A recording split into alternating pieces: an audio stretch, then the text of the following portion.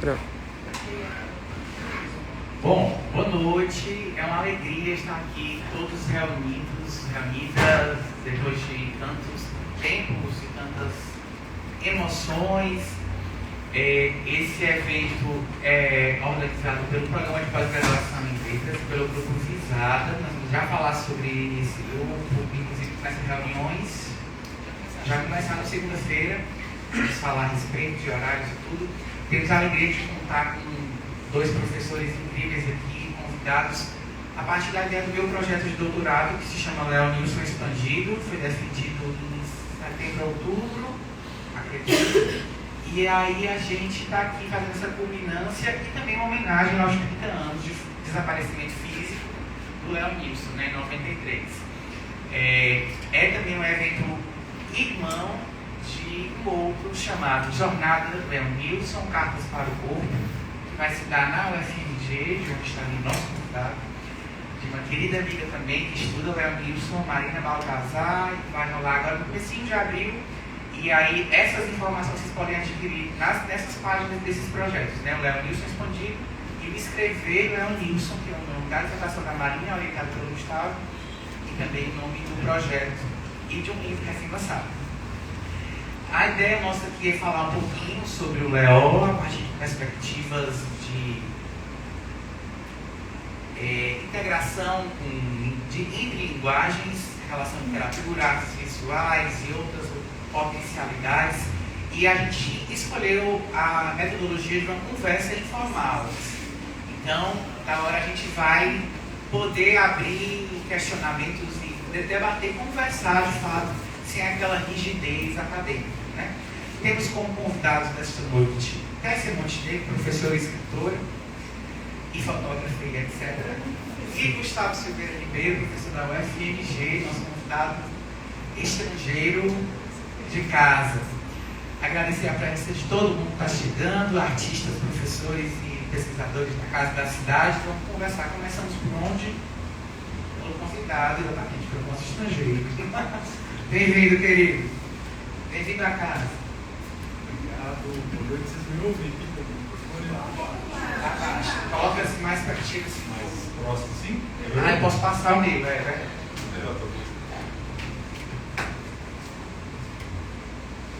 Estou até acostumado a falar sem microfone. Em vez de estar maior, o problema é que para filmagem pode ficar.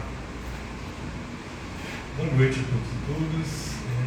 É um imenso prazer que eu estou aqui. Obrigado pela acolhida.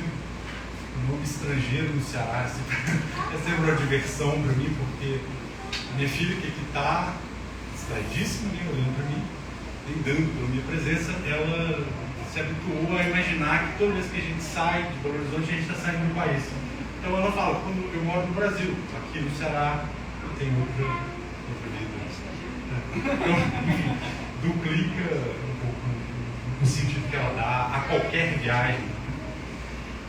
Mas agora, anedota à parte, é sempre uma alegria para mim voltar à Fortaleza e especialmente poder falar sobre o Leonilson. É a segunda vez que eu venho à Fortaleza para, entre outras coisas, falar um pouquinho, conversar sobre a obra desse artista que nos fascina a todos e que tem sido um objeto de estudo para tanta gente. Foi por conta do Leonilson que eu conheci Tessia e Lúcio e outros colegas da casa.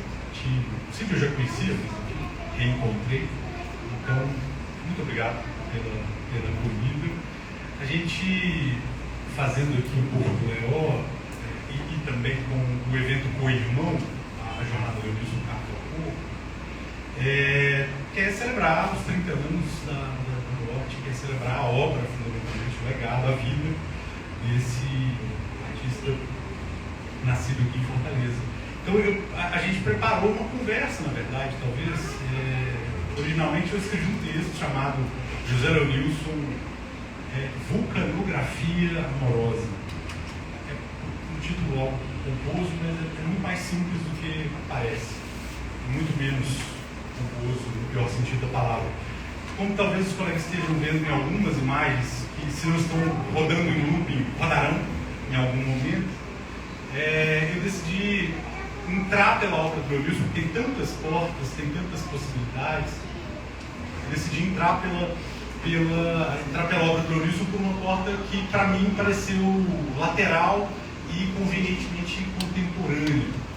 Por uma série de coincidências, os vulcões têm voltado à tona, ou, se quiserem, os vulcões têm saído do seu sono centenário, milenar e voltado à ativa no nosso tempo e no Brasil. Né?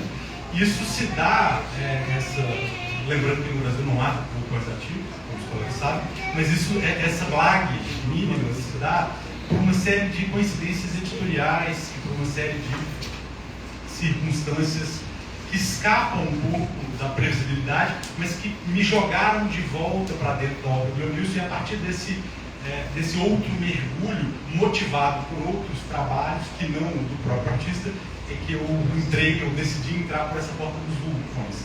Zé Leonilson, o artista, escreveu, desenhou, pintou, esculpiu muitos vulcões, e eles estão em toda parte da sua obra. Sempre me chamaram a atenção, como também há outros críticos, há outros intérpretes, Lisete Guaiado, Vitu Cassundé e tantos outros, escreveram minimamente sobre os vulcões, pontuaram a insistência com que essas imagens aparecem na obra do Leonilson, e mesmo na recuperação do seu legado, né? São muitas as tatuagens. Para ficar aqui num exemplo que é caro ao Lúcio Flávio, Lúcio Gondim. Aliás, eu não cumprimentei a mesa, eu fui pessimamente educado. Eu não cumprimentei e agradeci ao Lúcio e a Tércia. É um prazer estar com eles. O Lúcio, que eu não conhecia por participar da banca, a gente nunca tinha se encontrado pessoalmente. A Tércia, que eu vi ontem, pela primeira vez, e que já conhecia como leitor, e agora como parceiro acadêmico também de bancas e eventualmente outros projetos, se assim pudermos. Mas, bem, por que eu resolvi voltar, ou por que eu fui lançado à obra de Leonilson de novo, por essa porta estreita dos vulcões, que parece lateral numa obra tão grande, e numa obra orientada, muitas vezes, para leitores como eu, que vem das letras, para uma obra orientada para a fraternidade, para a fricção entre palavra e imagem. Por que eu resolvi entrar pelos vulcões e não pela porta, pelo caminho mais tradicional, para alguém com a minha formação, que é o da palavra? Leonilson, pensado como poeta, como escritor, como alguém que inseparavelmente, de modo indistinguível, desenhou, pintou, esculpiu e escreveu em praticamente toda a sua obra, ao longo das 2 décadas e meia de produção de sua obra. A entrada pelos vulcões se dá, como eu mencionei, por 2 ou 3 obras que, no panorama contemporâneo, nos últimos 2 anos, apareceram no cenário fílmico, no cenário artístico, no cenário literário brasileiro, e se impuseram como obras imantadas pela força, pela energia dos vulcões. As imagens que estão passando agora, justo nesse momento, essas fotografias, que evidentemente os colegas sabem não ter a ver com a obra do Leonilson, não são trabalhos dele, são imagens de um filme recente, indicado ao Oscar de melhor documentário, chamado Fire of Love, ou em português, esqueci agora a tradução, que é sempre aquela tradução criativa que os colegas estão acostumados a assistir filmes no Brasil, sempre, né, a torções as mais variadas.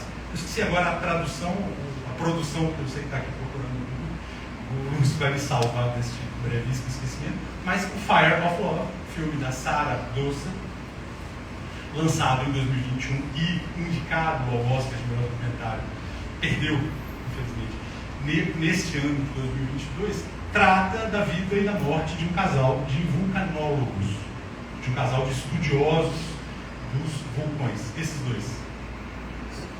Casal Kraft, um casal de franceses. Vulcões, a tragédia de Katia e Maurice Kraft. Né? Forma de melhor pronúncia. Esse casal de vulcanólogos franceses literalmente escreveu e passou a vida escrevendo, perseguindo, representando, capturando, arquivando vulcões. E, evidentemente, não quero aqui contar, não estou revelando nenhum segredo, é um segredo de Polichinelo, a tradução brasileira entrega de vez, morreram por conta dos vulcões. Passaram a vida adulta inteira, depois da formação universitária, quando se conhecem, passaram a vida visitando vulcões ativos, registrando erupções, movimentação de magma, registrando a vida interior dos vulcões em filmes experimentais, chamemos assim, em registros científicos, em entrevistas na TV, em livros. Trataram de escrever e escreveram juntos alguns livros, quase uma dezena de livros, foram, à sua época, best-sellers no universo francês. E agora, de posse, eles morreram em 1991. De posse do arquivo, filme, das imagens, dos fotogramas, de todo o material de uma vida inteira desse casal, que conheceu a paixão dos vulcões e a paixão pelos vulcões, e também a morte, o destino trágico que essa paixão eventualmente trouxe em algum momento. De posse desse material, a diretora Sara Doce resolveu fazer uma investigação dessa fascinação, dessa obsessão pelos vulcões, que, ao mesmo tempo que produziu imagens belíssimas, veja, isso são fotogramas do filme, que são, por sua vez, imagens produzidas pelo casal Maurice, pelo casal Kraft. Né? Todo o material, especialmente todas as tomadas belíssimas, coisas inacreditáveis, de fato. O documentário está acessível em streaming no Brasil, está na plataforma da Disney. Os colegas depois podem assistir. Todo o conjunto que agora a gente vai ver de imagens muito impressionantes de vulcões foram recolhidas pelo casal. A Sara Doce apenas as recombinou e movimentou criativamente. This is Katja, and this is Maurice.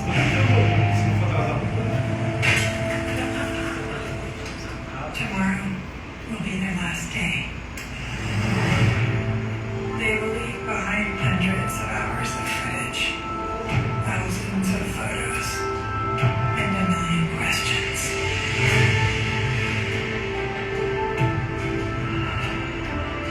Alone, they could only dream of volcanoes. Together, they can reach them. They meet on a blind date at a cafe. From here on out, life will only be volcanoes, volcanoes, volcanoes. C'est très dur de modèles qui vivent ensemble, parce que c'est très volcanique, donc franchement ça fait des éruptions très souvent. For Katja and Maurice, the unknown is not something to be feared. It is something to go toward.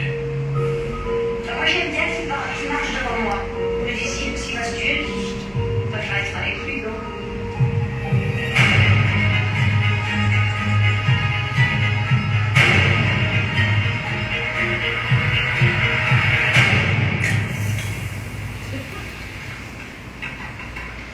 Que é habilitado. Normalement, les hallucinations sont comprendre.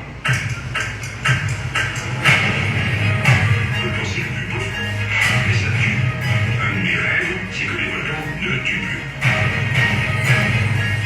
Katja and Maurice insisted that this type of close-up studies had to be done. Me fait remarquer que nous sommes fous de rester là. Et pourtant, nous restons. In this world lived a fire, and in this fire, two lovers found a home.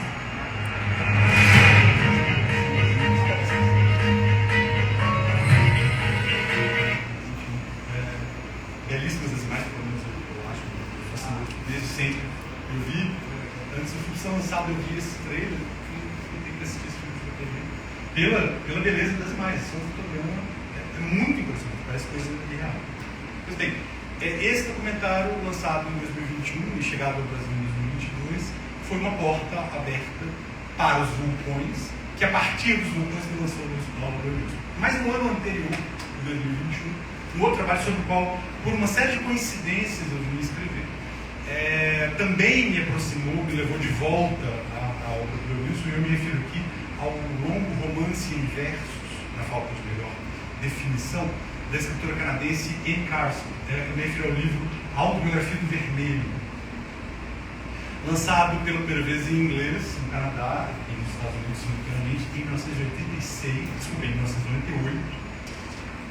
Está aqui a capa. Essa é a capa da edição brasileira. Desculpe a precariedade, eu podia ter destacado melhor a imagem, mas eu só tinha essa capa em PDF que a editora mandou. Por uma série de coincidências, eu dirijo e edito uma revista de poesia, coube a mim ter que resenhar esse livro em 2021.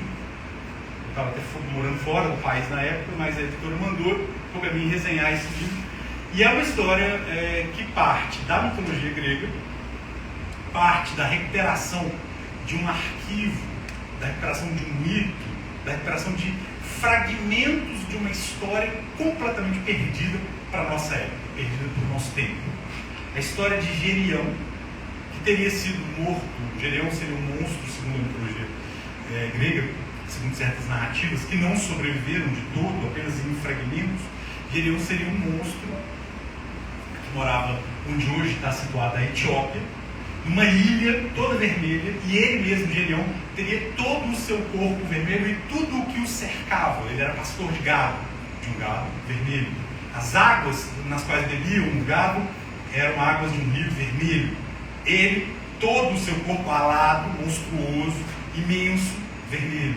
Tudo nele era, como o próprio nome da terra onde estava, tudo significava e tudo apontava para o significante vermelho.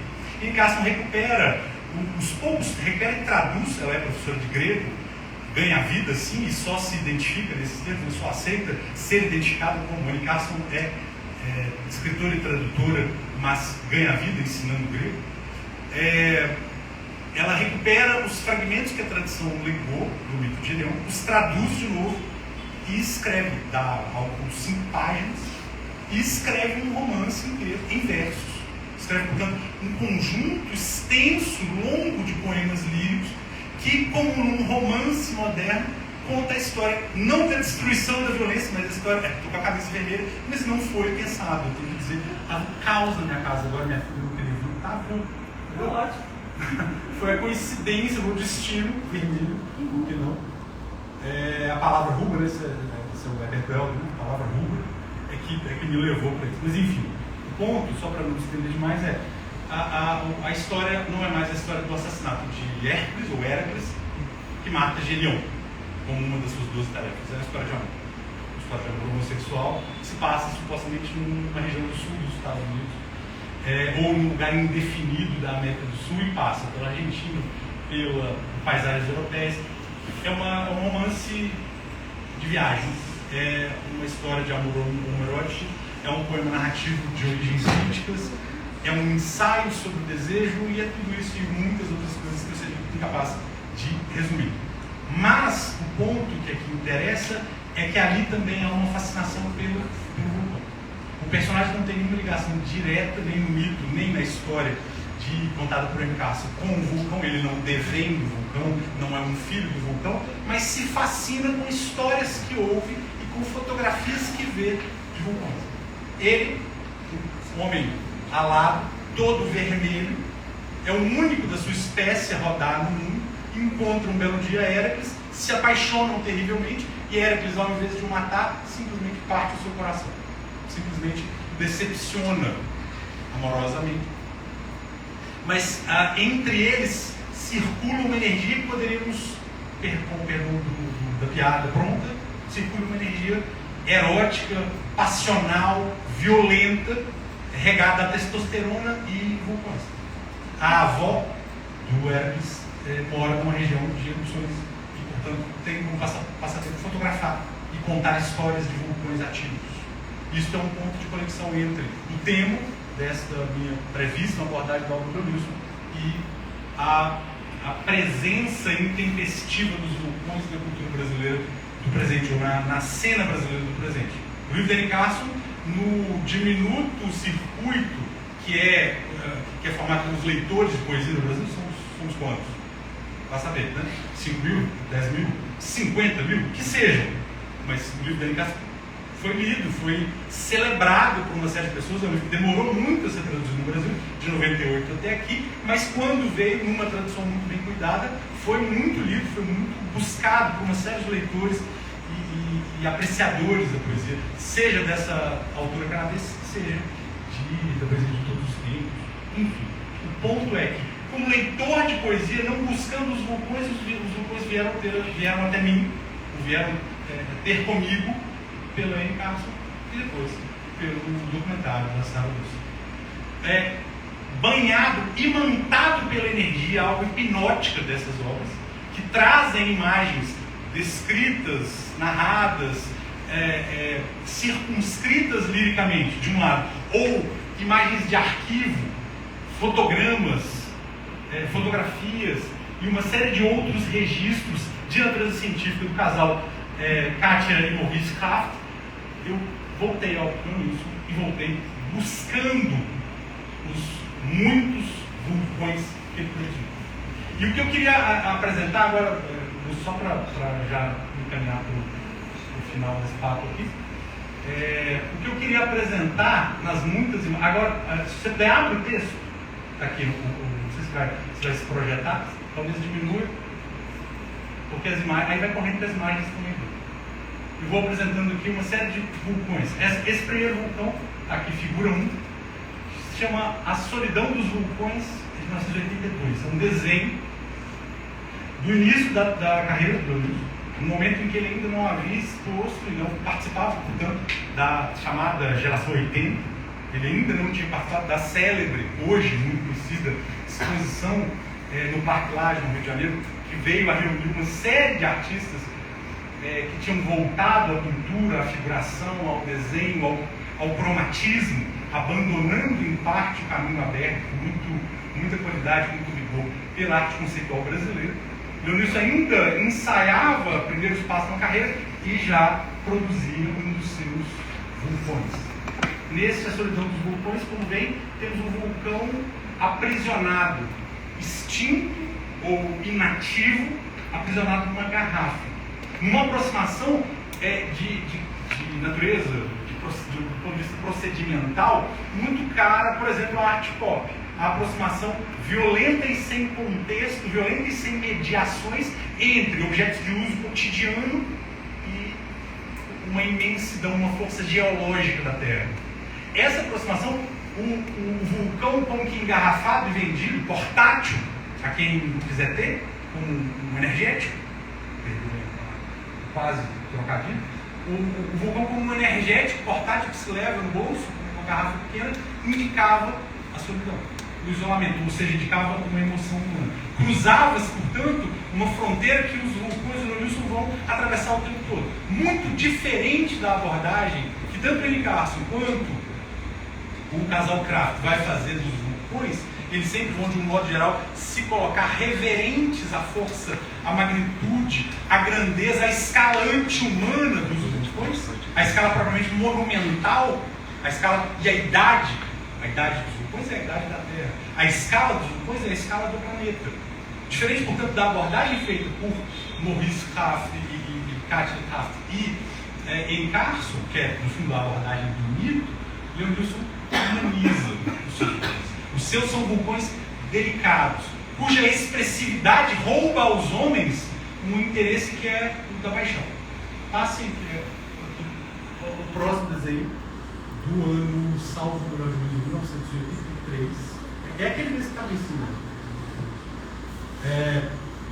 Traz de novo a imagem do vulcão aprisionado, engarrafado, mas aqui, ao contrário da solidão, do enclausuramento do vulcão, o que nós temos é a aproximação com um coquetel Molotov, para aqueles que têm passado no Resident Evil. Mas, para além do coquetel Molotov, temos, e talvez a qualidade da imagem não nos permita identificar a essa distância que os colegas estão, nós temos no meio das chamas que escapam do aprisionamento da garrafa, um casal que flutua levíssimo em meio às chamas. Um casal que, portanto, arde em meio às chamas, arde abraçado, eroticamente fundido. Tanto fundido um ao outro, não há limite entre um corpo e outro. Se dá para ver, né? Só apontar aqui seria. Desculpe a mania de professor, né? Mas enfim. É essa formação branca no meio das chamas que se confunde propositadamente com as próprias chamas. Mas aqui, de cabeça para baixo, fundidos, abraçados, dois corpos masculinos se torcem em meio às chamas, derretidos, queimados pelas chamas, não sabemos, mas certamente avivados, ativados, cuja energia erótica do abraço que deslimita um pouco e outro, esse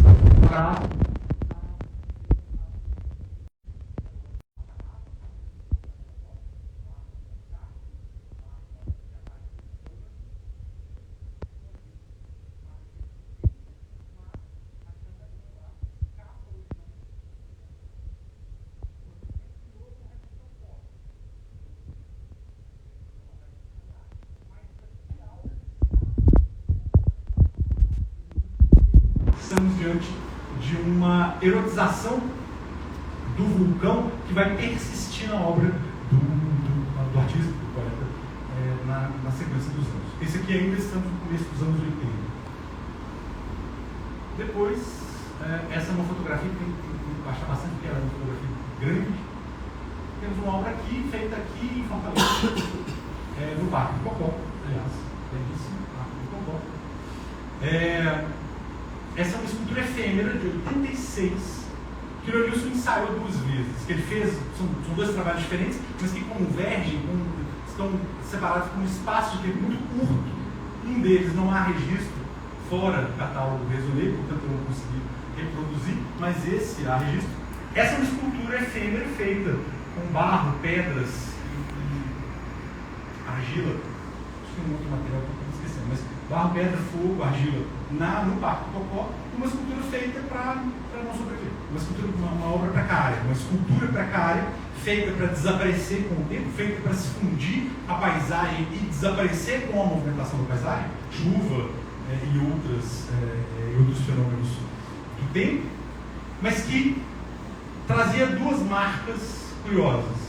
A precariedade contrária à dos vulcões. Então não havia aqui, como os colegas podem notar, nenhum tipo de intenção realista, documental, arquivística. Ou seja, não havia nenhuma remissão assim tão clara à natureza mesma dos vulcões. Só mesmo o artista retém a forma originária, por assim dizer, retém a forma quase arquetípica dos vulcões, mas os faz de matéria delével, de matéria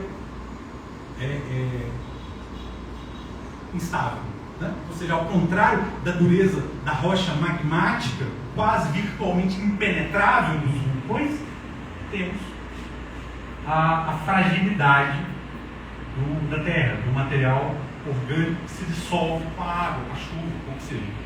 A memória das erupções é aqui apenas um fogo benévolo, como um véu.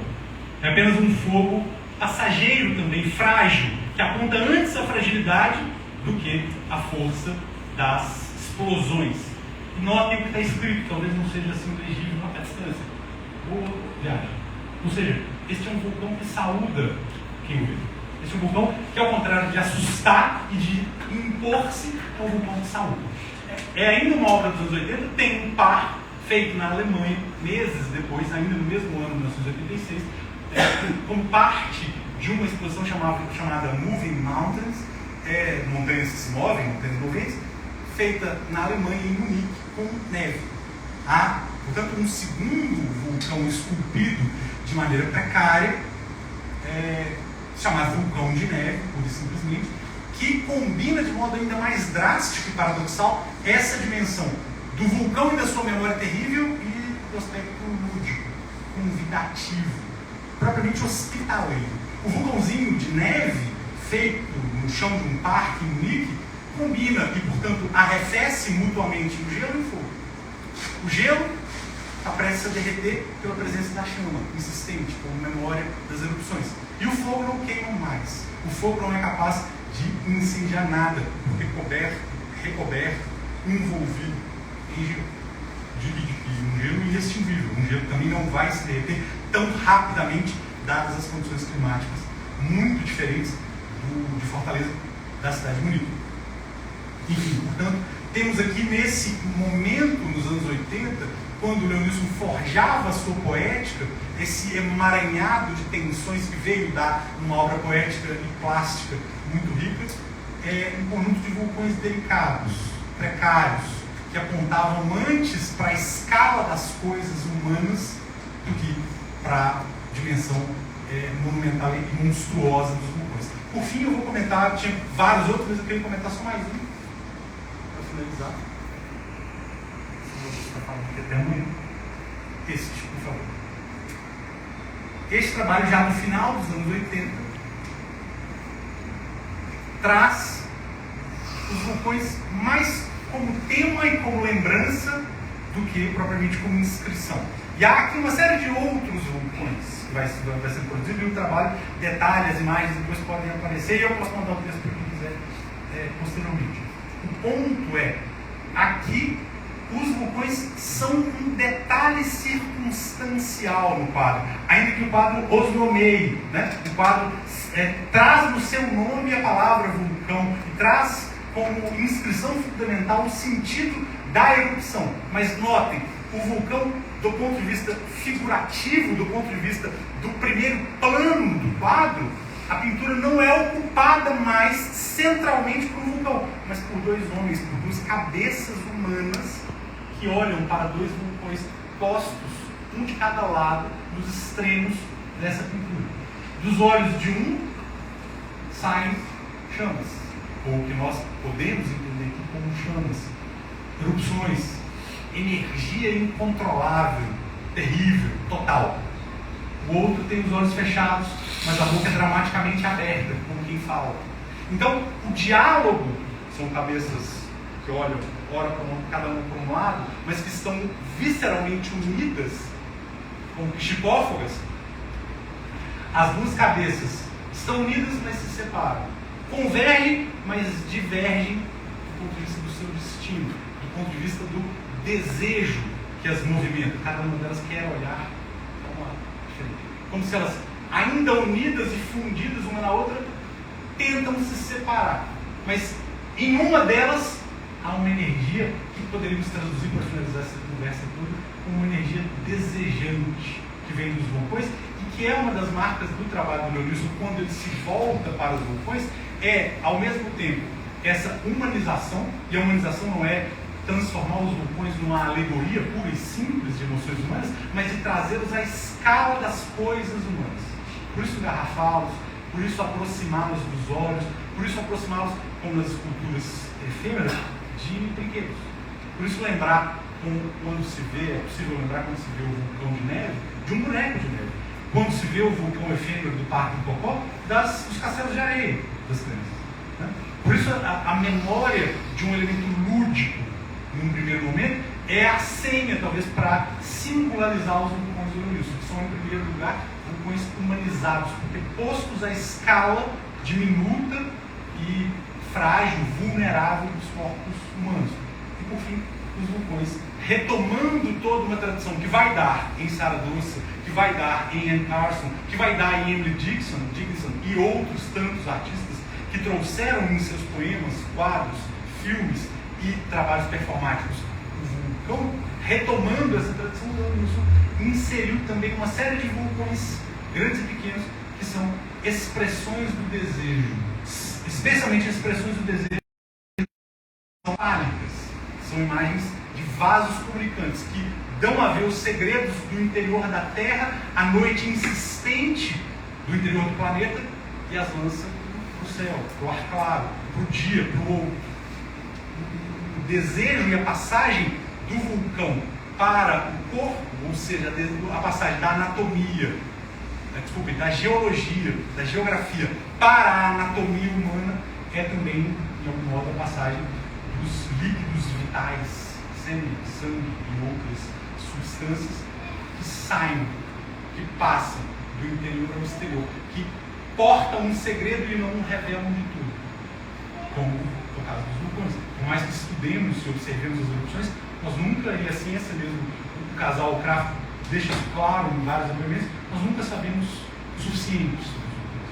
Nós nunca sabemos sequer começar a entender, nós nunca conseguimos sequer começar a entender os vulcões, por mais que desde a antiguidade, fascinados, olhemos os vulcões, as suas erupções, as suas nuvens tóxicas, os seus gases, a sua força de inventa mundos, porque é com os vulcões que novas ilhas, novos territórios, novas paisagens nascem todo dia. Obrigado pela paciência de me aguentar. Eu acabei falando aqui no torrente um pouco do que eu trouxe, mas depois a gente eventualmente estabelece um diálogo, uma coisa mais próxima de uma conversa. Obrigado.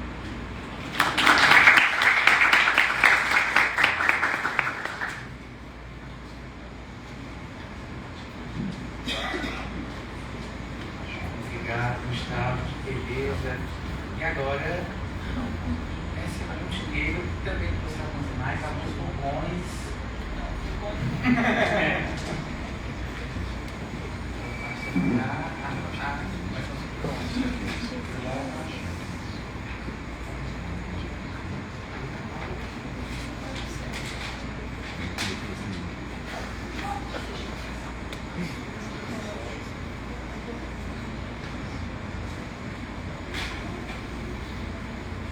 Obrigado, Péssimo, pela sua presença. Agora eu vou Obrigada. Só boa noite, obrigada pela presença de vocês. Muita alegria de estar aqui conosco, Gustavo, nesse portal. Dia 23, do ano 23, você precisa falar. Ele é o nosso astrólogo. aqui na mesa há 2 librianos do mesmo dia, 24 de setembro, neste dia que Plutão entra em Aquário, muitas transformações e nos próximos, que era o mesmo posicionamento da Revolução Francesa. Que é algo mais vulcânico. Vulcânico, essa foi a contribuição. Deus me livre. Muito bem. Então foi uma das primeiras coisas que o Lúcio colocou quando tinha decidido o dia, a data desse nosso encontro. Foi quão favorável isso era, né, em termos de astros e como isso, essa conjunção que estava perfeita para o nosso momento. Então, eu só posso concordar. Gustavo teve uma abordagem muito bonita, assim, a partir do tema dos vulcões na obra do Léo Nilson. E esse Léo Nilson, como vocês imaginam, né, é um autor, imagino que sabem, é um autor múltiplo, então assim, inesgotável, né? Para abordá-lo, assim, a gente pode pensar um tema, ou pensar uma materialidade, pensar uma época, né? Então, assim, na verdade são amostras que a gente traz aqui do Léo Nilson, né, nessa conversa de hoje em homenagem a esse artista, né, que há 30 anos fez a sua passagem. Esse material que está exposto aí está disponível no site da Fundação Iberê Camargo, né? Vocês podem visitar esse ambiente virtual e baixar o catálogo dessa exposição, né, com textos muito interessantes. Esse primeiro texto, se não me engano, é do Ricardo Rezende, né, curador, e a gente vai passear um pouquinho por esse catálogo, mas antes disso, eu queria trazer para vocês um pouco assim, da minha história pessoal com o Léo Nilson, né? Eu nem sei mais quando foi que eu ouvi falar pela primeira vez no artista, porque há obras dele na cidade, então acho que criança, né, meus pais diziam, né, olha, essa obra aqui, os peixinhos, o Léo Nilson fez e tal, né? Então esse nome Léo Nilson sempre esteve muito próximo de mim, enquanto uma figura que intervinha no espaço urbano, que deixava ali o seu rádio, a sua marca, e sempre essa curiosidade de saber quem era a pessoa por trás dessa obra, né? E eu fui começar a ver de fato quem era essa pessoa a partir de algumas exposições que eu frequentei, de alguns ambientes virtuais também que pesquisei, mas em 2011, de maneira mais próxima, para organizar um exemplar dessa revista que na época nós fazíamos, né, uma revista de artes, mas com mais ênfase na literatura, intitulada Para Mamíferos, né? Esse é o exemplar, é o número 3 dessa revista, que, assim, ao que eu sei, hoje se encontra falecida, né? Mas, então, não falecida quanto eu, mas para fazer este exemplar, nós quisemos homenagear o artista com uma imagem de capa dele, né? E para obter essa imagem, nós fomos até parentes do Léo Nilson, a Beth Dias, né, prima dele, que nos concedeu a sorte de fotografar essa obra na casa dela, que é o acervo pessoal, né? E não só essa obra ela tinha em casa, mas outras também. E ainda deve ter, né, Beth? Eu vou te apresentar para ela. Sim, eu vou. E além da capa, nós tivemos nesse exemplar tivemos uma apresentação do artista feita pela Doutora Guimarães, que é também uma figura muito importante para as artes cearenses, é uma curadora, viúva do século Esmeraldo. E eu gostaria então de começar a falar sobre o Léo Nilson através das palavras da doutora, lendo aqui um parágrafo de memórias, né? Que ela conviveu com o Léo Nilson a partir da década de 1980. Então, ela escreve esse texto e ela diz assim, na metade do texto: o pintor José Léo Nilson Bezerra Dias chegou arrebentando, mudando juntamente com a chamada geração 80 os paradigmas do movimento e do mercado de arte no Brasil.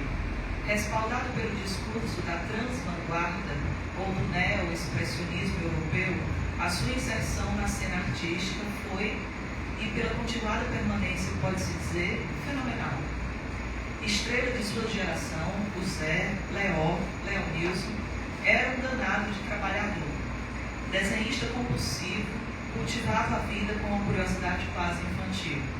Levando-se muito a sério, ele sabia que não tinha tempo a perder. Os seus grandes olhos abarcavam o mundo. Então, nessa passagem, a doutora coloca assim, palavras que eu acho que quase sempre aparecem quando alguém se refere à obra do Leonilson, que é essa questão assim, de uma prática constante, né? Sempre estava produzindo, sempre estava pensando sobre arte, a gesticulação dele já era ali com lápis, com pincel por perto, quer dizer, o corpo dele já se movimentava em função de uma produção artística, né? Ele não se permitia ficar à toa, ele não descansava, né? Ele era um artista em tempo integral. Então isso a gente vê em muitos testemunhos, dos vídeos, inclusive. Mais 4 mil obras. Exatamente, uma produção muito prolixa, né? Que mostra o quanto ele foi incansável. E ao mesmo tempo, como a gente sabe que ele teve uma vida curta, né? Fica sempre um pouco, talvez, essa aura de imaginar que talvez ele já prevesse, né, que não teria aí uma longevidade, que não teria tempo suficiente para se distrair, né? Então ele era um trabalhador assim, tão assíduo, tão árduo, porque sabia que lhe restava um pouco tempo, né? Que a sua experiência aqui era realmente muito limitada, né? Enfim, é um pouco de pensamento mágico aí, mas também a gente escuta esse tipo de depoimento. E, finalmente, um outro termo que a doutora coloca aí é dessa parte, assim, de uma proposta quase infantil, e que o Gustavo trouxe também, do lúdico, né? Esse lado, assim, quase infantil ou lúdico, que a gente pode perceber um traço do Leonilson em alguns desenhos, né, em algumas propostas, que soam a brincadeira. Se você olha, assim, às vezes o colorido, às vezes a proposta do tema, né, você fica, poxa, eu acho que ele se divertia fazendo isso, né? Eu acho que ele se divertia procurando esses materiais, fazendo essa junção de matérias-primas, pensando nessas ideias, né? Desenhando essas figuras, principalmente no começo da obra. Depois, já mais próximo da morte, a obra dele vai adquirindo, assim, até pelo aspecto do que ele vivia, da tragédia pessoal, vai adquirindo um traço mais doloroso, realmente. Mas no começo a obra dele tem, de fato, uma marca que eu acho de experimentação, assim, de curiosidade, de ousadia, né, que a gente associa muito ao universo das crianças, né? E esse lado meio infantil, eu estou usando a palavra infantil associada a isso, né? A essa experiência, assim, incontida e não acadêmica também, né? Uma experiência associada à vanguarda. Isso também é testemunhado por muitas pessoas em relação ao próprio temperamento do Leonilson, que ele era uma pessoa profissional, mas que mantinha uma inocência, né? Ele era alguém que sabia o próprio valor, mas também sabia se posicionar diante do mundo com uma certa ingenuidade. E eu acho que essa ingenuidade, essa inocência está associada à curiosidade incansável e à prática incansável dessa obra, né? Então, assim, para preparar essa edição da revista Para Mamíferos, foi um momento, assim, que eu, de fato, tive mais contato com o autor e terminei de me encantar com ele. Mais recentemente, através do Lúcio, através da pesquisa do Lúcio, pude voltar a ler sobre Leonilson e pude, de fato, perceber com o catálogo Resumé também, né? Você tem a imagem aí, talvez, do catálogo?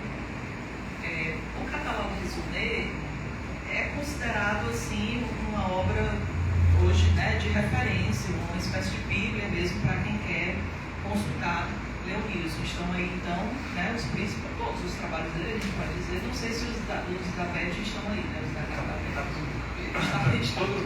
Todo trabalho documentado pela família. Tudo, exatamente, Então, é uma obra, assim, imparável, né? E a partir do catálogo Resumé, a partir da tese do Lúcio, que a gente percebe, de fato, que esse artista é um mundo, que esse artista é um universo e que não dá pra gente trabalhar com ele a não ser por fatias, né? né? A não ser assim por, vamos dizer, fragmentos muito cuidadosamente escolhidos, porque senão a gente se perde, a gente é engolido por esse vulcão, né? Que se chama Leonilson. Então, para a minha abordagem aqui, eu decidi trabalhar mais com essa parte voltada, vamos dizer, para tecidos, né? O trabalho dele com tecidos, com roupas, com texturas, né? E acho que podemos colocar já a primeira imagem da exposição. Só dizer onde a gente encontra aqui em Fortaleza o catálogo, né? Fernandinha está ali. Todos temos, tá? Biblioteca Pública na Grécia, há um livro, travessia literária só sobre isso, está no leitura da biblioteca. O Unifor também tem, grandes bibliotecas tem esse material. Sim, pode ser daqui. Então, existem muitos trabalhos do Leonilson em que ele experimenta bordar, né, muitas vezes palavras, em materiais de cama, mesa e banho, né? A gente pode colocar assim, em materiais mais cotidianos, mais prosaicos, e a gente percebe como a partir dessa intervenção muda-se o status do objeto, né? O que não é uma coisa nova, porque nós já sabemos desde o Duchamp, né? Inclusive esse livro que eu trouxe aqui como uma referência, que daqui a pouco eu vou mencionar, é um livro do Arthur Danto, filósofo da arte, né?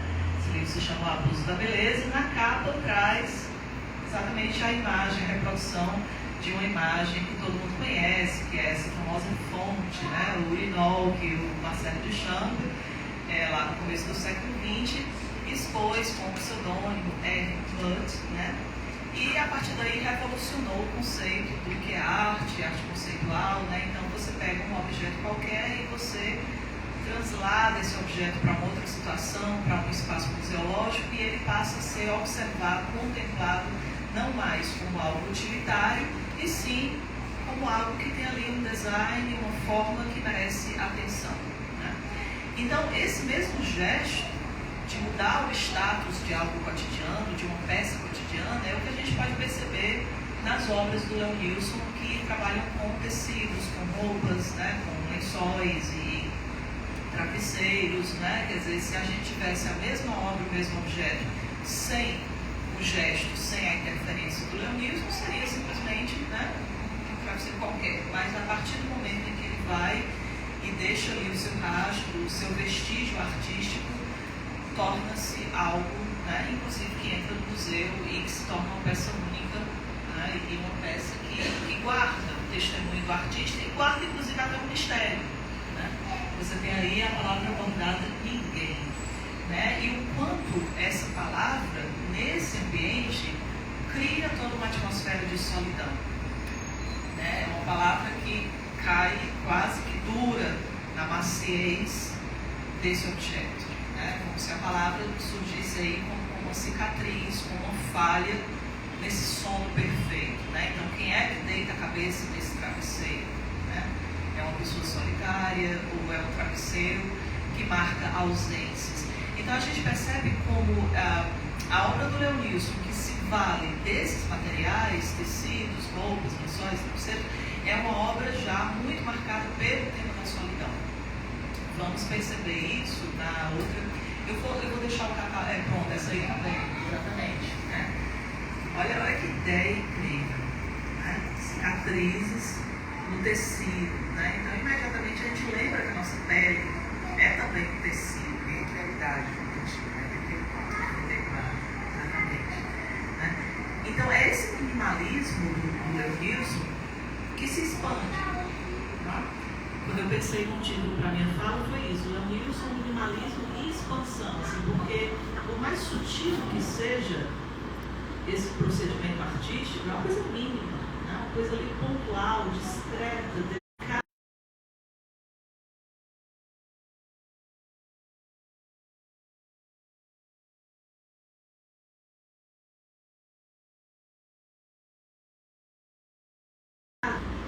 Então, muitas ideias, você nota e você, poxa, é tão simples, mas a ideia por trás é tão poderosa. Eu vou falar desses outros materiais no finalzinho, mas eu acho que a outra, pronto. Aí, essas obras dessa exposição, que foram obras da última exposição que ele fez, né? Já bastante doente. Pronto, acho que a gente pode começar por essa aí, que dá uma visão assim, mais ampla, e depois a gente vai para as fotos mais individuais, né? Então percebam que na sala expositória nós temos que levar em conta também a luz, né? A luz, a distribuição das peças no ambiente, tudo isso, embora a gente não esteja no museu vendo, né? Mas através da fotografia, dessa fotografia, nós conseguimos ter bem a ideia de distribuição espacial e o efeito que isso proporciona para a pessoa que visita, para a pessoa que olha, né, essa exposição. Então, é um efeito de vazios, né? Os vazios são tão valorizados quanto as presenças das obras. Uma outra coisa que a gente pode perceber e que a luminosidade aí favorece é um trabalho cromático que puxa para, né, para tons assim frios, tons suaves. Nós não temos nada, por exemplo, como na capa, né? Na capa que eu mostrei para vocês, a gente tem uma personalidade totalmente diferente, né? De muitas cores quentes, vibrantes, né? Traços. Então, assim, é curioso, é interessante observar como, a partir também do material escolhido para fazer a obra, a escolha de como formar essa obra, né? Com que tipo de estratégia, que cor eu vou usar, vai ser uma cor mais agressiva, uma cor mais impositiva, ou vai ser algo mais discreto, isso tudo se impõe também. Então, essa parte do vestuário, vamos chamar assim, em geral são cores claras, são peças largas, né, de tecido também fino, quase que esvoaçante. Talvez vocês estejam aí pensando no caráter meio fantasmagórico, de fato, que essas obras passam, né? E, ao meu ver, não é à toa. Como são obras, assim, quase que póstumas, obras colocadas na iminência da morte do artista, a gente pensa, de fato, nesse momento espiritual que está posto aí, né? E em outras, assim, memórias que a gente pode resgatar, inclusive de canções que falam, por exemplo, de perdas, né? Pessoas que morrem e tal, e famílias que perdem seus entes queridos, e deparar então com as roupas dessa pessoa que morreu, né? Deparar com os objetos pessoais, né? Sobretudo do vestuário dessa pessoa que partiu, no guarda-roupa, né? Como isso é o retorno do morto, né? Como isso é muitas vezes insuportável, olhar aquele rastro. Você falou de fantasma, tem um traço de fato, porque ele fez as obras, construiu a disposição, mas faleceu antes da abertura dessa exposição, né? Então é uma presença ausente totalmente. E assim, né, é impressionante quando a gente pensa que talvez ele já calculasse, né, que seria assim, né, e que o impacto do recebimento dessa exposição seria maior por causa disso, pela ausência dele, né, colocada aí no vazio dessas roupas não preenchidas, né, porque ele já não estava mais vivo fisicamente. Então vamos dar uma olhada mais de perto, né, nessas obras. Nós temos então aí essa lá atrás, acho que vocês veem, né? Essa obra está lá atrás, são duas cadeiras, e aí com esses camisolões, né? E nós notamos que as mangas são desmedidas, né? São muito longas, são excessivamente longas e vestem a cadeira, né? Então, essa ideia de que nós temos um corpo substituído por um móvel, né? Um corpo, então, imóvel dentro dessa estrutura aí que já não é mais humana, né? Pode até parecer um pouco macabro, um pouco sinistro, o conjunto, quase que ameaçador, né? Embora seja muito delicado. E nós temos essa outra obra aí, que já tem um aspecto mais feminino, vamos dizer, né? Com saias, com panos, com tecido mais volumoso e bordado Los Delícias, né? Que provavelmente é uma referência ao amor homoerótico, né? Exatamente pela flexão aí do masculino, Los Delícias, né? Que são esses deliciosos, né? E ao mesmo tempo esse bordado sempre tem um investimento de solidão, né? Sempre tem aí, ainda mais com esse corpo que não habita, né? esse vestuário meio feminino, né, e deixado de lado. Eu acho que no cabide não tinha, né? Não estava solto no cabide. Né? Pronto, aí nós podemos então passar para o catálogo, mas só para fechar um pouco essa minha reflexão sobre as roupas, essas roupas que a gente trouxe aí da exposição, como eu dizia para vocês, a paleta, né, muito suave, muito clara, muito quase que fantasmagórica. Quando a gente pensa num trabalho de um outro artista, né, da época do Leonilson, que foi o Hélio Oiticica, com os Parangolés, não sei se vocês conhecem esse trabalho, né, é uma coisa bem diferente. Então a gente tem também aí, será que era dava para encontrar os Parangolés do Hélio Oiticica? Não é? Aparece também. Pronto, então nós temos aí também obras, né, que são colocadas como vestuários, obras para serem vestidas, né, para serem usadas, mas a gente nota que o teor, que a atmosfera é totalmente outra, né, de festa, de celebração, enfim, de revolução, né, as cores dos parangolés nos levam a interpretações dessa natureza, né? Então, só para comparar mais ou menos com o que o Leonilson faz, né? E todo esse aspecto de perda, de vazio e de solidão que ele apresenta aí, quando a gente lembra os parangolés, isso fica mais evidente, né? Oi. Certo, fala, né? Isso, exatamente. O Lúcio está me lembrando que eu tinha comentado com ele sobre um outro artista falecido quase na mesma época do Leonilson, que é um artista cubano, o Félix Gonçalves Torres, né? E esse trabalho dele, que se chama Os Relógios Enamorados, são 2 relógios, né? Quer dizer, o trabalho é um conceito, né? A obra é um conceito, também é aquela ideia do deslocamento. Peguei o objeto, tirei da posição natural, dei um título a esse objeto e mudei totalmente a perspectiva dele, o entendimento dele, né? Então, quando ele coloca esses 2 relógios extremamente próximos, exatamente marcando a mesma obra, e ele coloca, vocês têm a foto do rapaz observando, na exposição esses relógios ficam bem altos, né? Pendurados bem alto, e a pessoa, né, diante dessa obra, formando quase o símbolo do infinito, né? Não sei se vocês têm essa percepção, né? Isso. E então, a ideia dos relógios enamorados também passa por um aspecto autobiográfico, porque esse artista produz, né, essa obra, produz esse conceito, já doente de HIV, o companheiro dele tinha recém-falecido da mesma doença, que é a doença que vitima o Leonilson também, né? E então, essa reflexão sobre um par que se separa pela morte, pela doença, um antes do outro, isso inevitavelmente está associado, quando a gente sabe, né, da informação biográfica, ao entendimento dessa obra. Então, veja como se torna uma obra trágica. Né? Ao mesmo tempo, você olha, coisa lógica, sim, é a coisa mais banal, a coisa mais, né, simples, mas quando você sabe que um parou de marcar o tempo de uma vida e o outro continuou marcando esse tempo de uma vida também ameaçada, temos aí uma interpretação muito dolorosa.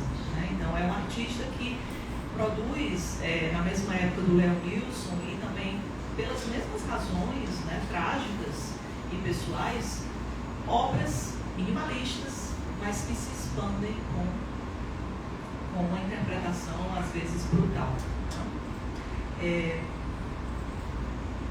Finalmente, gente, uma outra coisa que eu queria trazer para vocês, agora do catálogo, acho que lá no começo, que é onde ele traz as assembleias.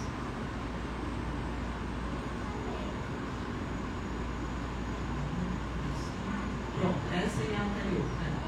Pronto, então aí nós temos 2 obras, né, do Leonilson, já bem diferentes, trabalhando com outros materiais, colagens, enfim, objetos que formam esse assemblagem, né? E a gente nota como, ao mesmo tempo, é reconhecível o estilo do artista, né? Mas pela mudança de material temos um efeito bem diferente. E tanto essa obra quanto a seguinte, que já é construída mais um modelo de instalação, já tem uma proporção bem maior, uma ocupação de espaço mais abrangente, né? Essas duas obras me lembraram o procedimento do dadaísmo. Assim, aí a gente fica pensando, poxa, mas o Leonilson é muito associado às vanguardas expressionistas, talvez, mas eu mesmo nunca li a respeito de Leonilson associado a dadaísmo, né? Entretanto, trazendo esse livro aqui, como eu disse para vocês, eu ia usá-lo em algum momento, vou ler aqui para vocês uma passagem a respeito do dadaísmo, né? E vamos ver se ela seria aplicável ao Leonilson, principalmente a essas obras aí, né? Ou a outras também, né? Mas vamos pensar nessas para prestigiá-las. Então, aqui nós temos uma citação do Hans Arp, que diz assim, é um testemunho, né? Por que o dadaísmo surgiu, qual era a ideia, o que o dadaísmo queria fazer naquele período de guerras em que nada tinha sentido, né? Então a arte também seria absurda, também seria uma coisa radicalmente experiencial, lúdica, né? Então ele diz assim, enquanto o estrondo das armas soava à distância, nós colávamos, recitávamos, fazíamos versos, cantávamos com toda a nossa alma, procurávamos por uma arte elementar que iria, segundo acreditávamos, salvar a humanidade do desatino furioso daqueles tempos. Aspirávamos a uma nova ordem. E aí, lógico que existe essa coisa também da brincadeira, né? A brincadeira e a agressividade dentro do dadaísmo, a exasperação do mundo tão conflituoso e o desejo de superar esse mundo, de lutar contra esse mundo de uma maneira poética, absurda, né? Que o Leonilson instaura dentro da sua guerra pessoal, né? Já não é mais uma guerra instaurada lá fora, é uma guerra íntima, né? É uma peleja, uma batalha pessoal, biográfica, né? Mas que ele está a todo instante tentando vencer, tentando persistir com esses recursos, colando, cantando, experimentando, desenhando, brincando, incessantemente. E aí a gente nota, inclusive, essa fotografia, né? Que foi feita na mesma época dessa segunda obra, dessa instalação, em que ele aparece como um Atlas, né? Carregando esse globo. Dessa obra, exatamente. Então, né? Ele de fato veste essa obra nesse sentido, né? E o peso desse mundo interior que ele carrega, desse mundo trágico, né? Então há um aspecto dadaísta de risão na obra do Leonilson quando a gente leva em conta essas particularidades, né? Bom, essa foi a minha viagem. Gente, vamos passar então talvez para uma troca, né?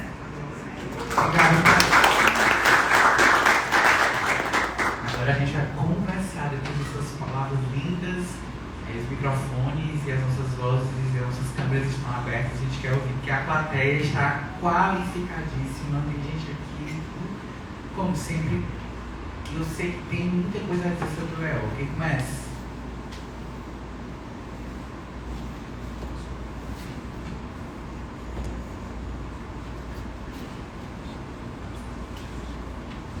Eu queria perguntar para você, porque eu cheguei depois, não sei o seu nome, né? Pois é, quando você falou assim do vulcão, da obra do vulcão, que o vulcão assim responde a alguma linguagem, alguma visibilidade da sexualidade homossexual, né?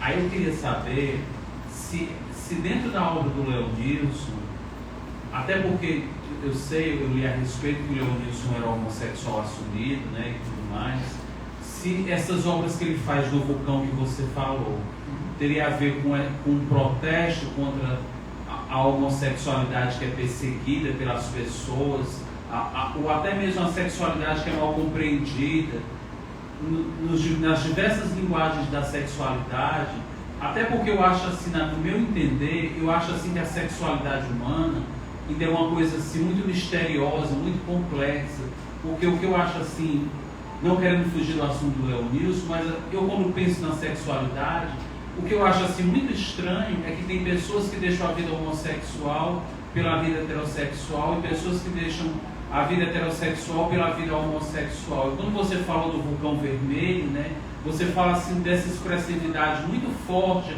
do Leonilson, né? Eu queria saber se o Leonilson quis retratar a questão do vulcão no sentido da sexualidade coletiva, ou seria mais uma questão de ritualização, ou se ele estava fazendo um protesto pela homossexualidade dele. Era isso. Ok. Como é que é seu nome? Marcelon. Obrigado pela pergunta. Eu vou começar sendo bem honesto. Quando a gente se pergunta diante de uma obra o que o autor quis dizer, qual é o significado último, principalmente intencional, sou necessariamente obrigado a dizer, não sei. É que, do ponto de vista do contexto e do arsenal interpretativo que eu usei, que está disponível, me autoriza a dizer com segurança o seguinte: o vulcão aparece na Leonilson associado à sexualidade masculina e, portanto, ao homoerotismo. Né? Historicamente, o vulcão não está ligado a essa dimensão. Historicamente, como eu digo, na tradição de representação ocidental, na história da arte ocidental, o vulcão não está associado a isso. Né? Dou um exemplo mínimo. No período do século XXI, século XVIII, século XIX, período romântico, em que o vulcão é lido, em parte pelo sublime kantiano, a ideia de que estamos diante de algo tão maior, de tal magnitude, muito mais ampla do que a mente humana, do que o corpo humano, que é a sensação de infinito e de incompletude que essa figura monumental, que essa massa monumental sugere, o vulcão está muito mais associado ao abismo, ao desconhecido, ao trágico, no sentido único, do que propriamente às emoções humanas particulares, portanto a sexualidade. Né? O vulcão não era a expressão exata de uma subjetividade individual e localizada. Isso na tradição, remontando, por exemplo, ao século XVIII, ao século XIX, em que há muitos vulcões de história do vulcão. O que eu quero chamar a atenção é só isso. Os trabalhos que a gente vê, que eu destaquei aqui, mas existem muitos outros que eu trouxe para apresentar, nenhum deles nos autoriza a ler como um protesto. Isso com segurança eu posso dizer. Nenhum deles nos autoriza a dizer aqui uma dimensão propriamente de combate ideológico na apresentação desses vulcões. Há aproximação com o desejo, há aproximação com a anatomia masculina, com as erupções no lugar, e os vulcões no lugar de um símbolo fálico. Tudo isso é possível, dada a cadeia de significantes, a cadeia de signos que o Leonilson vai construir, na trama poética que ele vai arrumando. Mesmo a leitura autobiográfica dos vulcões, ela é incerta, porque eles vão aparecer, conforme eu mostrei aqui na Sucessão de Mares, eles vão aparecer com diferentes significados, com diferentes posições, com diferentes materiais, inseridos em diferentes contextos. Então, mesmo uma leitura autobiográfica definitiva sobre os vulcões é perigosa. O que eu acho que é possível pensar é que eles, sim, se encaixam numa tradição mais antiga que os aproxima do desejo, porque os aproxima do incontrolável, da sede de infinito, tudo isso, mas eles estão atados também à sexualidade masculina, ou, se quiserem, à homoafetividade. Mas daí a qualquer dimensão protestante, de denúncia, ou sequer de exposição de si pela imagem dos vulcões, é mais incerto. Gustavo, e essa aqui, né? Você falou em sede, a gente tem essa que são como se fossem copinhos, jarrinhos, né? E abaixo de cada uma delas, um grupo perseguido de alguma maneira, né? Mulheres, ciganos, comunistas, homossexuais, negros, aidéticos, judeus, aleijados. Você também não vê aqui necessariamente um protesto. Aqui eu vejo, na série dos perigosos, nesse momento, que coincide com o momento do teste, né? Do ponto de vista, aí trazendo de fato o elemento biográfico. Essa é uma obra que continua a série dos perigosos e que vai, por assim dizer, desdobrando um motivo, que é um motivo, chamemos assim, de solidariedade histórica, de solidariedade política. Leonilson se conhece, se descobre a idética, ou na verdade uma palavra, se descobre portador do vírus HIV em 1991, depois de adiar durante anos o teste, né? Flertou com a ideia de fazer o teste e deixou registrado em áudio, sobretudo, ao longo dos anos 80, e só vai fazer o teste em 1991 depois de experienciar alguns sintomas estranhos, sintomas que ele não conseguiu encaixar em outros diagnósticos possíveis, e em 91 ele se descobre portador do vírus HIV. Nesse momento, ele assina um trabalho, ele comprou um trabalho usando uma gota do próprio sangue. Um trabalho absolutamente minimalista, no qual, com uma gota de sangue com o nome O Perigoso, ele faz uma espécie de confissão pública, mas que não é também uma confissão pública. A estratégia midiática do Leonilson, chamemos assim, para lidar com a sua homossexualidade e para lidar com a exposição, com a zona de perigo, É outro Léo. um vocabulário, digamos, um vocabulário próximo do Leonilson. Neste momento, a partir de 91, os trabalhos do Leonilson se deixam ler mais assintosamente de modo autobiográfico, mas a estratégia de exposição do Leonilson, seja da sua sexualidade, seja a de portador do vírus HIV, é sempre uma estratégia elusiva. Isto é sempre uma afirmação indireta. Ele faz uma obra com a gota do próprio sangue, que nós sabemos ser um sangue contaminado, logo perigoso. Mas essa é uma afirmação que não pode ser, por exemplo, colocada no mesmo plano de alguém que lhe é contemporâneo como Cazuza. Para ficar num contexto histórico que eu imagino que o senhor tenha com eu memória. Cazuza, quando se descobre portador do vírus AIDS, assume uma performance pública de exposição e autoexposição do diagnóstico, do teste e da agonia pública, do emagrecimento, com perda de cabelos, das manchas, do adoecimento que naquele momento anterior ao AZT e aos coquetéis expunha o paciente a uma deterioração física muito agressiva, muito rápida. O Cazuza escolhe uma abordagem, escolhe endereçar no seu trabalho a contaminação e a morte próxima de modo muito direto. O Leonilson é sempre elusivo, seja na exposição da morte próxima. O trabalho que a professora Tércia analisa aqui é muito significativo. A última exposição na Capela do Morumbi é uma cena de fantasmas. Literalmente é uma ausência presentificada, logo é uma obra de fantasmas. Mas é absolutamente indireta no modo de nos apresentar o problema, a morte próxima, a finitude. Do mesmo modo que a série dos perigosos, do mesmo modo que a série de desenhos que o Lúcio menciona agora, que é eminentemente política, nós sabemos também autobiográfica, mas que costura uma trama que é do discurso público, no qual o vírus da AIDS, ou o portador do vírus da AIDS e das doenças associadas ao HIV, que portanto depois vão se dar na síndrome, que ficou conhecida internacionalmente como SIDA, em português AIDS, vão ser aproximados numa lógica de justaposição, portanto de solidariedade histórica, a outras minorias, a outros grupos minoritários, historicamente perseguidos. Mas não há aqui uma afirmação pessoal e biográfica direta. Isto é, eu, José Leonilson, aidético, sou como um judeu, eu sou como um negro, eu sou como...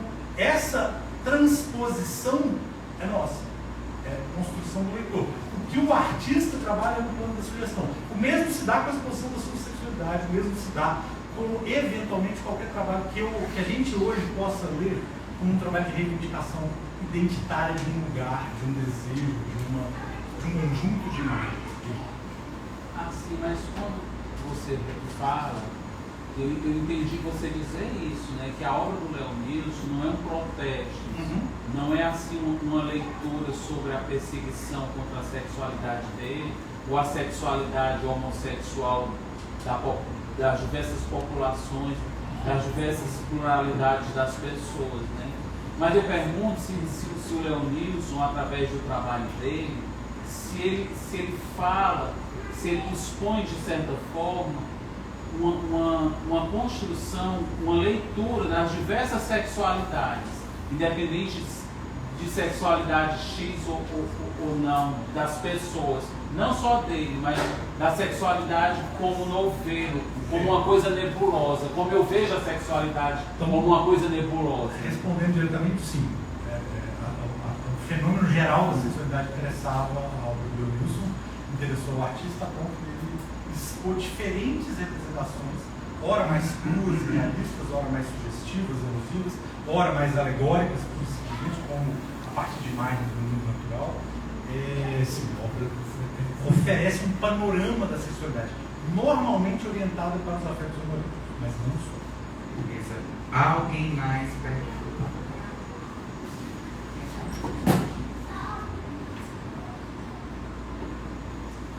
Só continuar a falar com uma fé.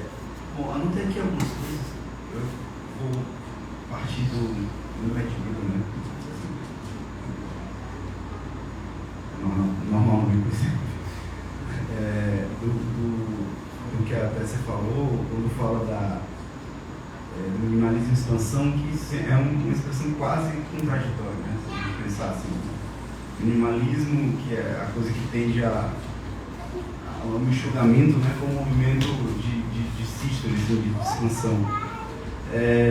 Eu penso que na obra do Leonilson, de um modo geral, ele está sempre lidando com esses dados totalmente contraditórios, né, e costurados de uma forma delicada e brutal, mas assim, brutal a partir de uma imersão, de uma segunda imersão, né, porque, por exemplo, aquela obra das mangas, né, aquelas mangas pode ser um grande abraço, ou como pode ser uma camisa de força, né, como pode ser um troço monstruoso, enfim, essa questão de corpo de ruína, de visceral, precário, né, de destruição, delicadeza, parece um traço assim que ele, digamos, usa mais da própria incorporação, quer dizer, do próprio material, da forma dele colocar, se coloca politicamente mais do que uma coisa tão explícita, né? Mas é engraçado porque a gente veio, enfim, deixa uma obra muito vasta, né? Coisas que é bonito, é quase lúdico e você aproxima e lê por pequenos detalhes assim, de uma palavra e tal, aquilo se torna doloroso, né? E só um ponto que também sobre a questão do vulcão, assim, que me parece que a forma como ele se coloca é uma fome muito onívora, né, assim, de material, de tudo, né? Então, desde uma escultura até uma pintura, um bordado, que assim, a parte da característica de um vulcão ativo é justamente uma passagem bem implacável, né, que não distingue assim, da paisagem, vai pegando e incorporando aquilo como que devorando. Então, assim, de uma forma sutil, Leonilson incorpora, digamos assim, um mecanismo do vulcão, assim, digamos, ao usar de tudo que é possível para construir uma obra completamente plural, assim, embora explorando muito o lado de uma fragilidade, ao mesmo tempo que você questiona, assim, eu lembro da questão, por exemplo, da Ana Cristina César, do que é intimidade, né, que velha questão, intimidade e teatro,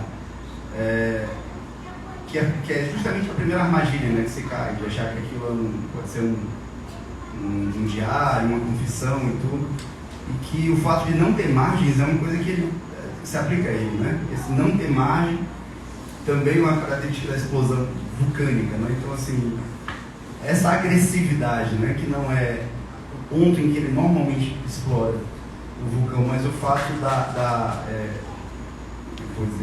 agressividade no sentido da devoração de tudo que é possível, assim, né? Que ele teve uma vida muito curta, produziu demais, assim, nesse ponto, você acha que ele incorporou, digamos, uma ética do vulcão? Não sei se faz sentido.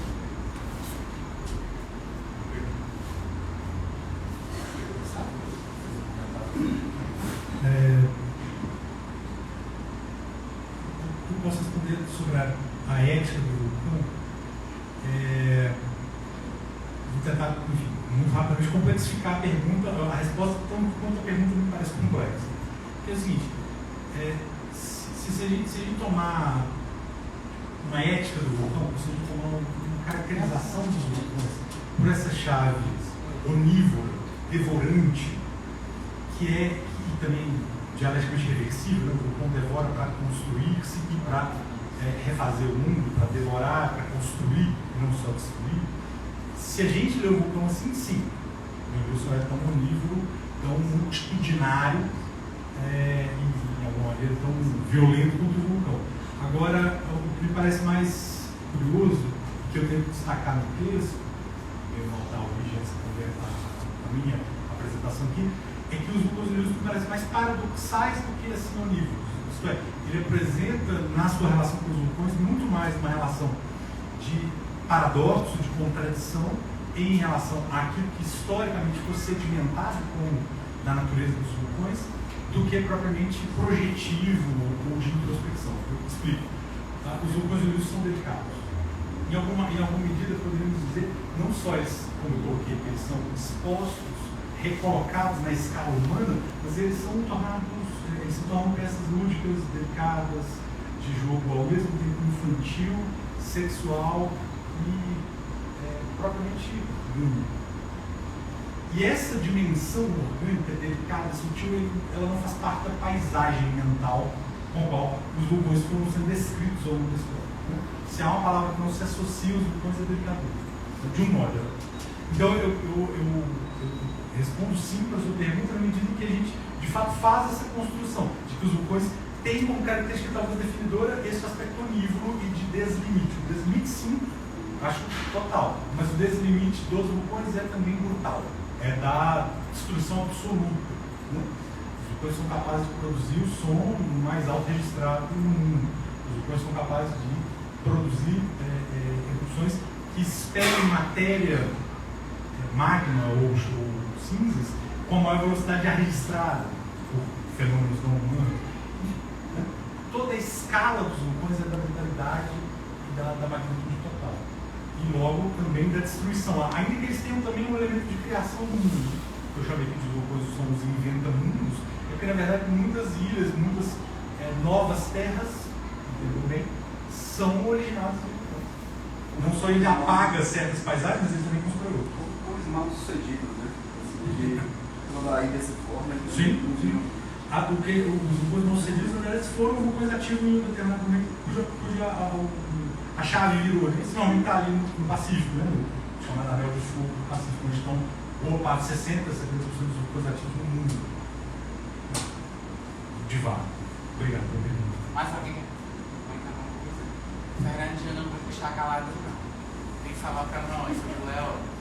O que eu queria dizer é que foi uma coincidência no começo do trailer do filme, é a narração da Miranda July. Sim, é a voz dela, né? E ela que está narrando, não é a diretora, né? E é uma voz muito agradável. E assim, para nós, sei lá, elas se relacionam, todos se relacionam de alguma maneira. Não é por acaso que ela narra. E é uma poética que tem algo do tem algo da assemblagem, tem algo da dança com a camisa naquele filme The Future, né? Sempre não tinha entrado por aí, mas é uma boa lembrança que ela está narrando. O problema está qual é?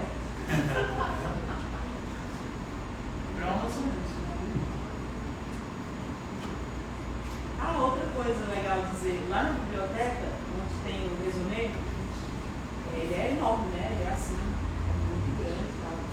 Ele ficava no setor de atualidades no cantinho. Depois que a gente fez o programa com o Lúcio sobre o resumê, que é o Travessias Literárias sobre esse catálogo, ele agora fica num lugar de destaque, em cima de uma mesa enorme, laranja, meio avermelhada, assim, lá no setor de arte e iconografia. E aí, volta e meia, eu vou trabalhar lá perto só para ficar perto, assim, como se emanasse um calor, sabe? Não, mas energia. Certo? Aqui, a biblioteca depois Então, a quando gente vocês forem lá, vocês vão lá e tá lá em cima dele. Vale a pena, assim, são horas que você vai perder, tem que perder para ganhar. Mas é grande, você pode abrir assim, uns 3 volumes, assim, ao mesmo tempo. Gente, então eu acho que é isso. Quero agradecer a quem está gostando muito. Oi. Tá? Agradecer, foi muito bacana. Gustavo, uma alegria ter você aqui, desce a todo mundo. E nos vemos nas nossas páginas. @Léo Wilson Escondido, o projeto continua. Temos o evento na UFMG, agora no comecinho de abril. Não sei se vai ter transmissão.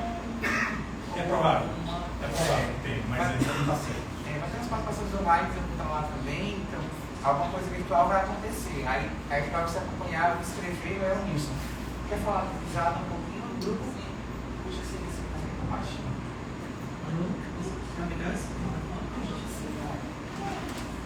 Então, pessoal, eu queria agradecer por esse momento, agradecer a Lúcia, a Gustavo, e falar um pouco sobre o Visada, que é o grupo de investigação do texto visual, agradecendo a 2 integrantes aqui do grupo, Kaulane e Luiz Felipe, que estão fazendo a gravação e a transmissão, né, para o YouTube e para o Instagram, é isso? Então, pessoal, esse grupo é um grupo que acontece aqui no curso de letras. Nós estamos nos reunindo este semestre às segundas-feiras, de meio-dia e meia até 1 da tarde, 1h40 da tarde, nesse horário infame do almoço, mas porque é o único que dá para conciliar com as aulas, né? Para discutir semiótica da fotografia, né? Mas sempre estamos interessados em textos visuais de uma maneira ampla. Então, o diálogo aqui com o Leonilson é uma prova disso, né, de que estamos interessados em desenhos, pinturas, bordados, né, e através desse grupo e da disciplina de análise do texto visual, nós incentivamos pesquisas e criações artísticas também em todas essas linguagens visuais. Então, se tiverem interesse, depois falem comigo. Gente, eu só queria agradecer a presença de todos, as perguntas, a alegria de estar com vocês na mesa, já a Téssia, com o Lúcio, e que está continuando aqui, né? A formação dessa mesa é uma forma de a gente estar dando sequência, é uma conversa que já começou há mais de ano, que vem sendo tocada. Muito obrigado. Vai ter agora, verdade. Às 8, daqui é pertinho, né? Não, por aí é uma marca. Vai ter um bate-papo com a poeta Mônica de Aquino, que está relançando, na verdade, 2 dos seus livros mais recentes aqui em Fortaleza, uma poeta de Minas Gerais, que vai estar conversando com a Nina Rizzi e com o Diego Vinícius, que são 2 poetas aqui de Fortaleza, bastante importantes para a cena poética da cidade. E daqui a pouco, às 8, na Livraria da Marca, e é para lá que eu vou com a Manuela, que aqui está, interrompeu aqui algumas vezes, mas enfim, não se apresentou. É para lá que eu vou e que alguns colegas vão também, com todos convidados. É isso.